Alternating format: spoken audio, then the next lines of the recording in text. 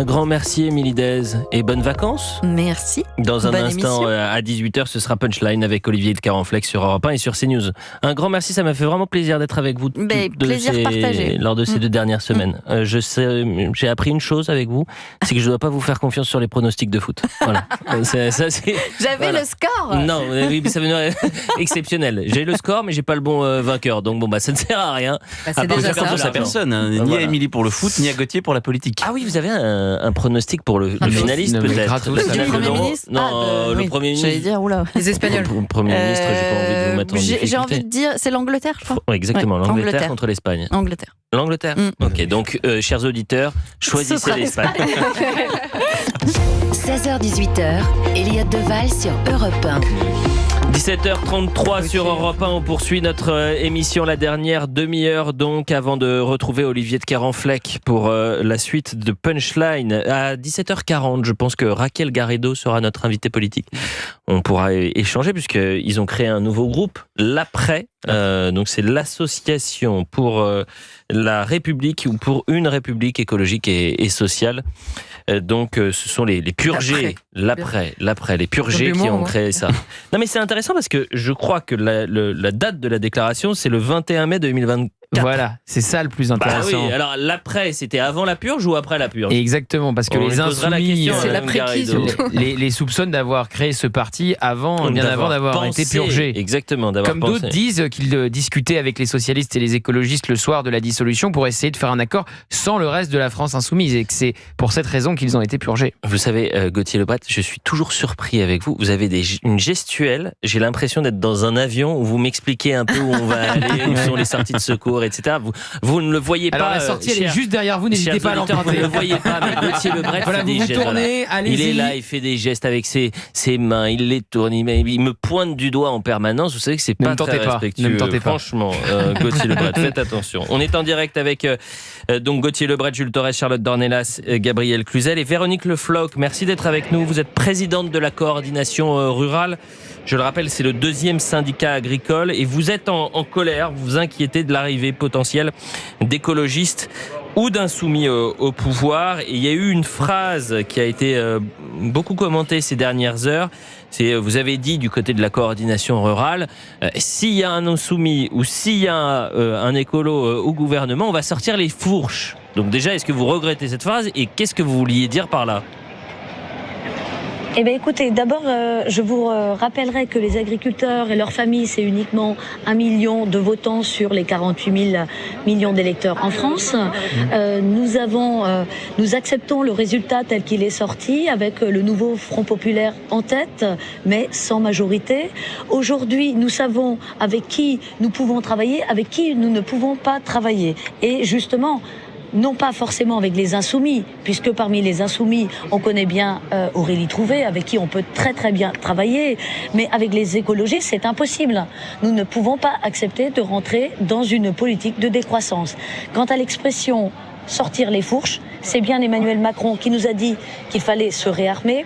Nous sommes armés, mais en tout cas, la fourche, c'est notre outil de travail. Ça peut aussi devenir un outil de défense. C'est une image, c'est la fourche qui nous a fait gagner quelques chambres d'agriculture, notamment dans la Vienne. Alors attendez, excusez-moi Véronique Le Floch, parce que moi je pensais que c'était une formule, on va dire, voilà, une métaphore pour dire on va se mobiliser. Là, vous faites le jeu, Madame Le Floch, pardonnez-moi, je vais vous poser la question.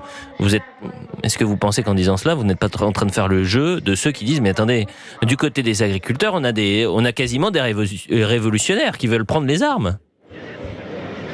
Ah ben écoutez, nous quand nous voyons justement la possibilité d'avoir même au ministère de l'Agriculture un écologiste ou une écologiste, on se dit on ne peut pas accepter d'avoir dans nos campagnes arrivé une révolte qui pourrait être visible dès la semaine prochaine avec justement des Verts qui il y a un an se sont mobilisés à Sainte-Soline et qui sont prêts à revenir. Eux sont dans l'agressivité. Il faudra bien qu'à un moment, nous nous défendions pour dire que nous ne sommes pas d'accord avec cette décroissance, cette perte de production et au contraire, nous voulons, nous, la souveraineté alimentaire. Écoutez, vraiment, là pour le coup, Véronique Le Floch, j'en ai reçu pendant la crise historique au moment du salon de l'agriculture des agriculteurs. Je suis un peu sans voix, c'est-à-dire que j'ai l'impression que vous êtes en train d'imaginer une sorte de mobilisation quasi insurrectionnelle s'il y avait un écolo au ministère de l'Agriculture. Jules Torres. Non, mais ça traduit une certaine colère. Alors évidemment, on n'est toujours pas d'accord sur les mots, mais on parlait souvent là depuis une semaine des électeurs qui se sentent floués, notamment ceux du Rassemblement national. Et ben finalement, il y a aussi des gens qui ont peur de ce nouveau Front populaire.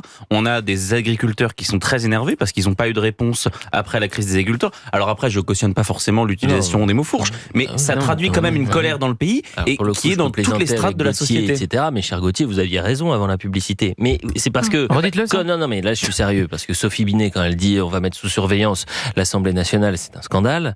Mais lorsqu'on dit on va prendre les fourches pour moi je suis choqué, oui, peu importe si c'est Sophie Binet à l'Assemblée nationale, un député LFI qui dit Emmanuel Macron est un forcené, donc en gros faut aller le déloger de l'Elysée, ou la marche d'Adrien Quatennens vers Matignon et le mot fourche aussi, voilà, c'est évidemment il faut se réarmer. Le mot fourche, c'est un symbole de la jacquerie, c'est utilisé dans la terre d'Émile Zola pour illustrer les paysans qui se révoltent. C'est l'instrument même de la jacquerie. Ça montre surtout que, et vous avez raison de le dire, c'est qu'il y a un niveau de colère et de tension qui est en train de monter dans le pays, qui est extrêmement fort. Et c'est des signaux auxquels Emmanuel Macron et les autres devraient être extrêmement attentifs. Et aussi, il montre que désigner ce genre de personnes, on ne va pas vers l'apaisement ni d'un côté ni de l'autre. Complètement. Véronique Le Floch, d'ailleurs, je le rappelle, c'était insupportable, on l'a dit 100 fois. Insupportable. C'est un scandale absolu ce qui s'est passé. Avec des députés, avec leur écharpe tricolore. C'est bien pour ça qu'aujourd'hui, les agriculteurs sont en colère. Et moi, j'ai le souvenir de cette grande mobilisation historique qu'il y a eu ces derniers, au début de l'année 2024, avant le salon de l'agriculture.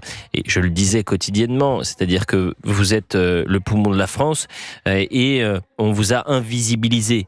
Voilà. Et donc, à Paris, les gens se sont réveillés une fois que vous avez pris les tracteurs pour bloquer les autoroutes. Mais personne avant ne pensait aux agriculteurs français qui représentent véritablement le cœur de la France. Donc, et donc, on recevait quasi quotidiennement des agriculteurs. Véronique Le Floch, est-ce que vous avez un dernier mot ? Mais écoutez, pour nous, aujourd'hui, une politique agricole qui serait dirigée, qui serait menée par les Verts, c'est une privation à la ressource en eau. L'eau qui est le bien le plus utile à toutes nos productions, animales comme végétales. Sans l'accès à l'eau, ce sont plus d'importations. Et justement, avec les menaces que nous percevons pour la semaine prochaine, pour justement sauver nos outils de production, cet accès à l'eau. On sait que quelque part, c'est une politique d'importation de la guerre civile dans nos campagnes que nous ne voulons pas. Nous sommes tranquilles, laissez-nous travailler, foutez-nous la paix et nous voulons justement continuer à fournir vos assiettes avec de très bons produits d'une agriculture qui est respectueuse de l'environnement. Donc, trouvons les bonnes personnes pour travailler ensemble, même du nouveau Front populaire, mais pas des écolos. Eh ben, écoutez, merci. Le message est passé, Véronique Le Floch. Je rappelle que vous êtes présidente de la coordination rurale. Juste après la pause, nous serons avec Raquel Garrido après la création donc de l'association pour la République écologique et sociale. L'après, ce sont les frondeurs ou les purgés, je ne sais pas comment on va les appeler. Les dissidents qui ont créé ça. On pense à Clémentine Autain avec Alexis Corbière, le compagnon de Raquel Garrido, entre autres, et donc qui ont créé ce groupe. On va essayer de comprendre quel est le sens de ce nouveau groupe, quel est l'objectif de ce dernier, et de savoir ce que Raquel Garrido pense du prochain ou de la prochaine première ministre. À tout de suite sur Europe 16h-18h, Elliott Deval sur Europe 1.